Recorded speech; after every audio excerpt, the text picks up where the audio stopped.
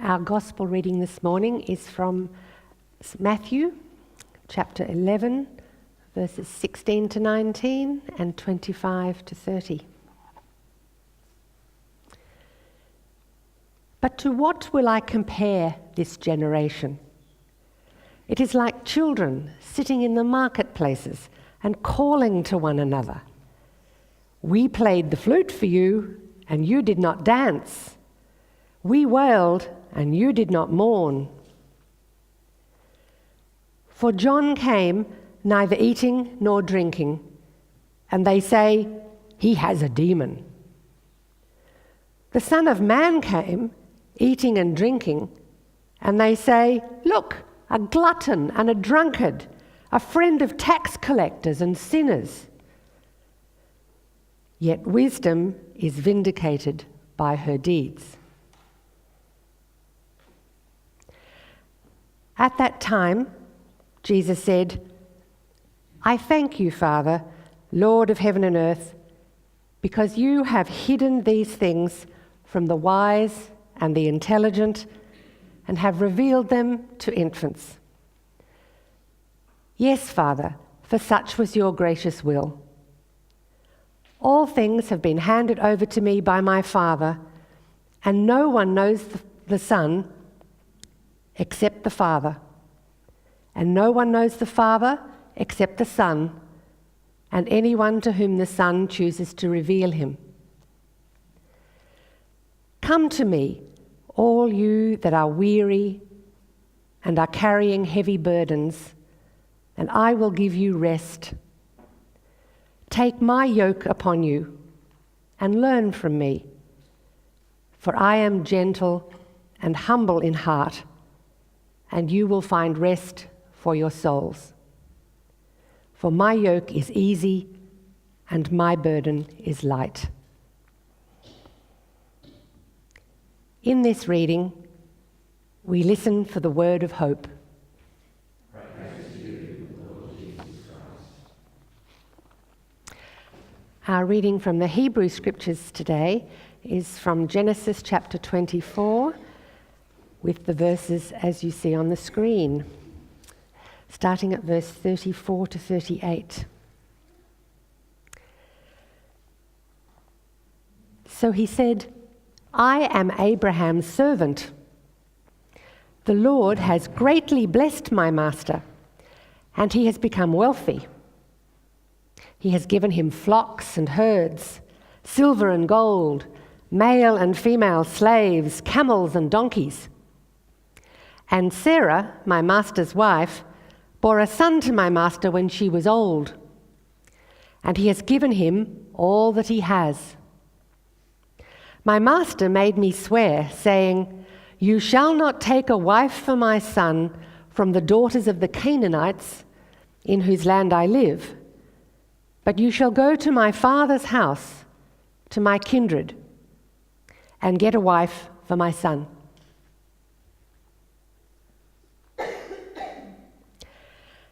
I came today to the spring and said, O Lord, the God of my master Abraham, if now you will only make successful the way I am going. I am standing here by the spring of water.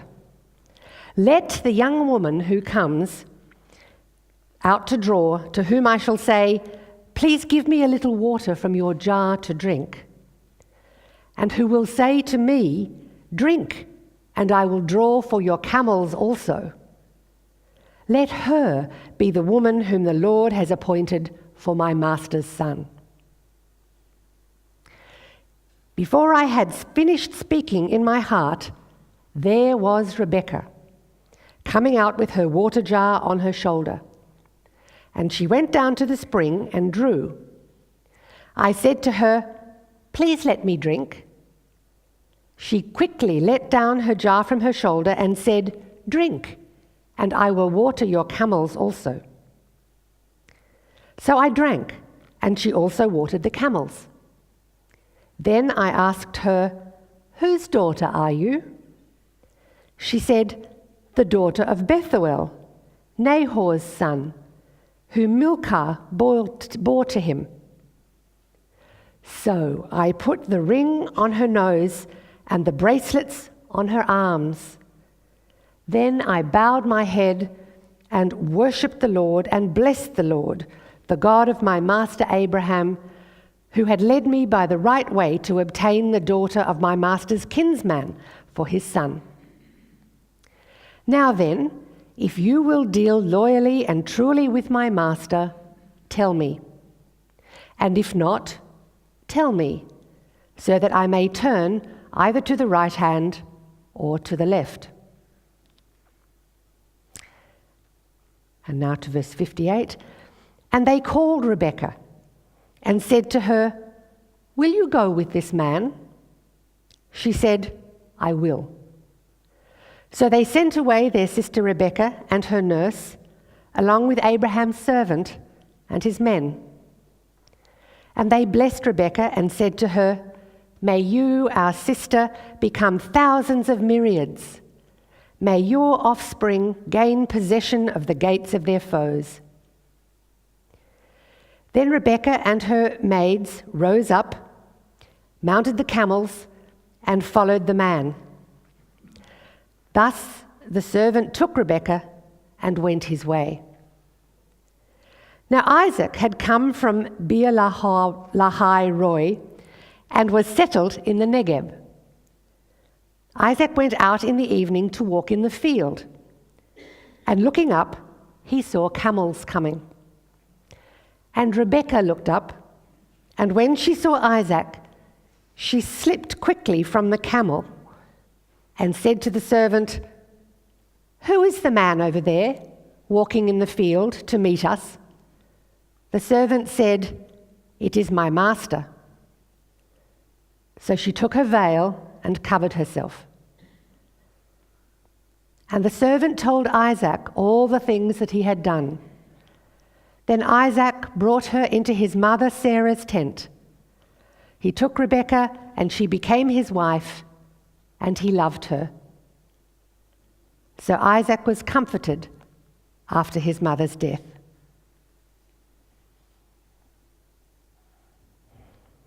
Lord, may your word live within us.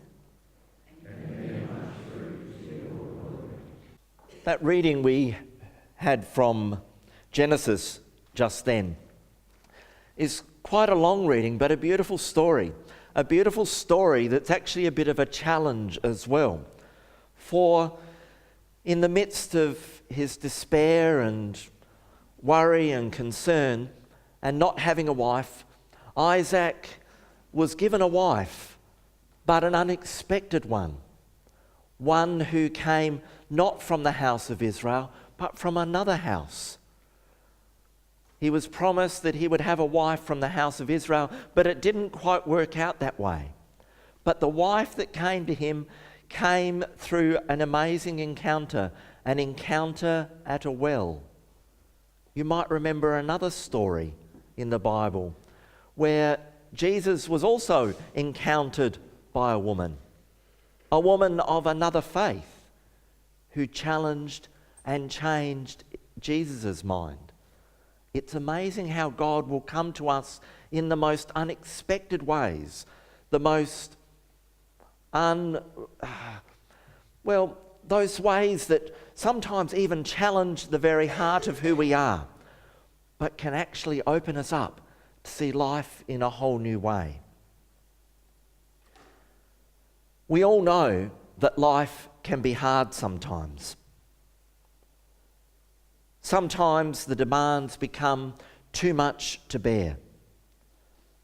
Sometimes the problems that confront us in our world around us and in our community, in our own lives, are overwhelming. We don't know how to respond or what to do.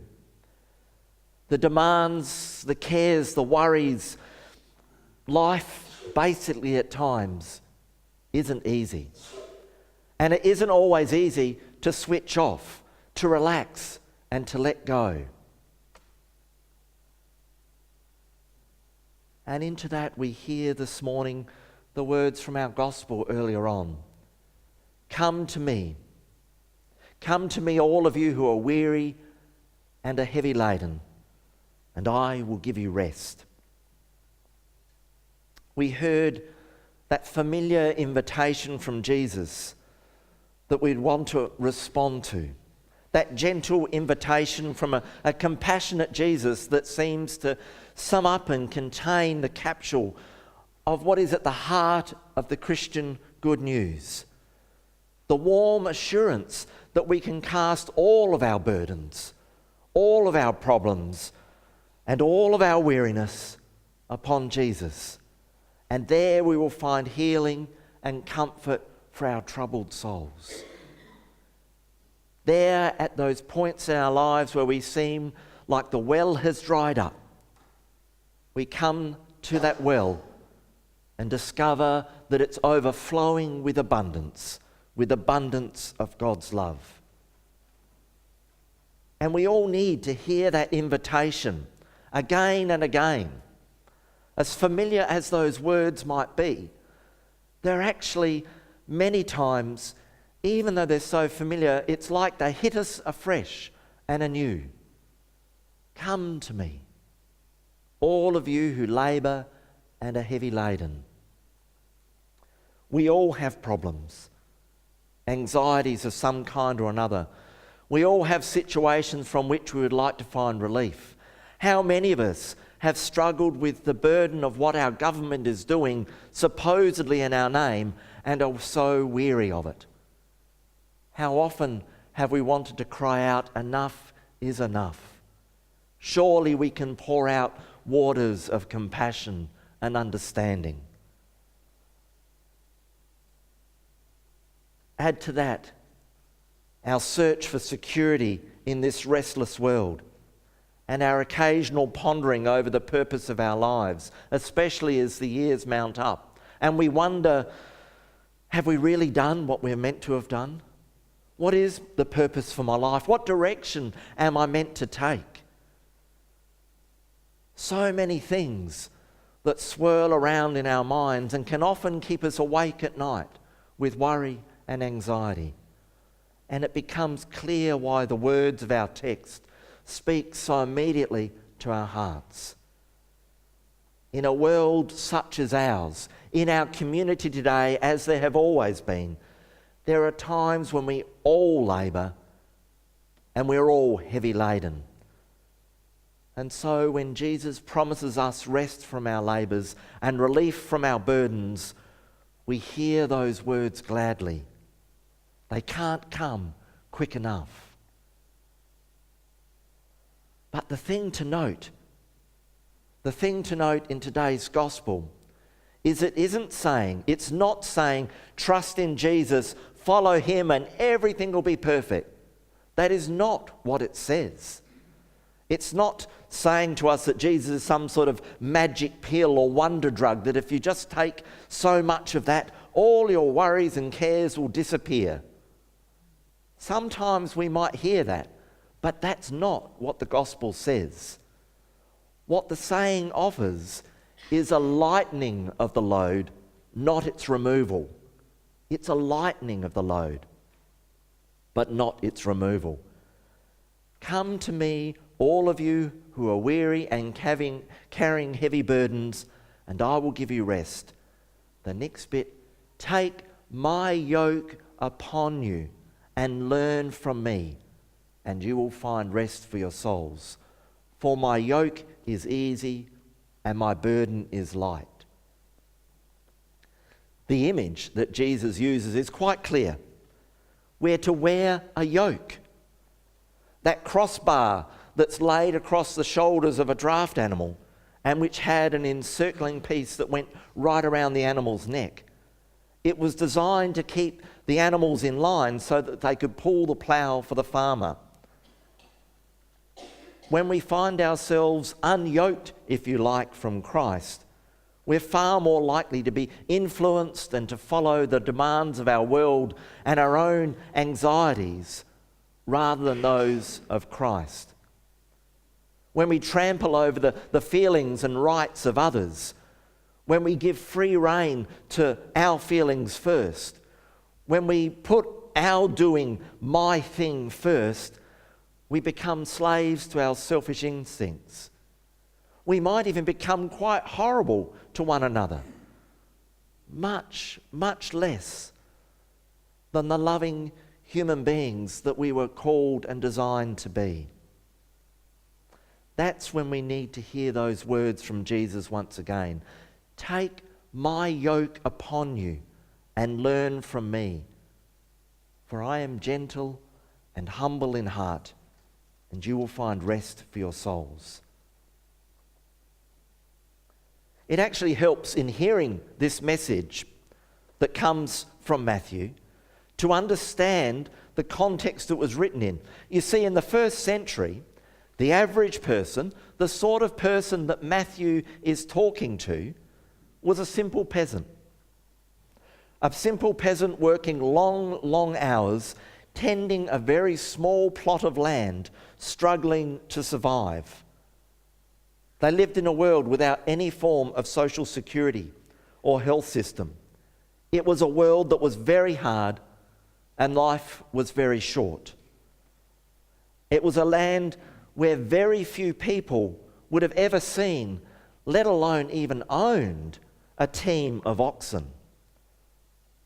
What this saying is referring to then is a plough that is pulled perhaps by a single ox, or more likely by the person themselves.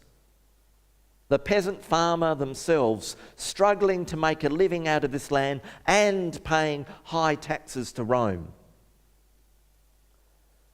Rather than suggesting that Jesus just helps us to carry our burden, it's actually a symbolic invitation to pull his plough, to put on his yoke.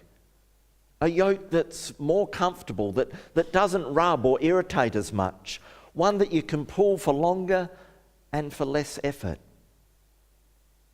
In other words, this saying this morning is simply an invitation to find a better way, an easier way, a less demanding way. But that said, this passage is not referring to life in general, but to religion. And in our day and society, it could be applying to politics. Here, Matthew is addressing ordinary people, simple peasants struggling to survive, for whom religion, politics, life has become a burden. For whom religion had been reduced to nothing more than a sense of duty, a whole list of do's and don'ts, of shoulds and should nots. Come to me, all of you who are weary and carrying heavy burdens, and I will give you rest.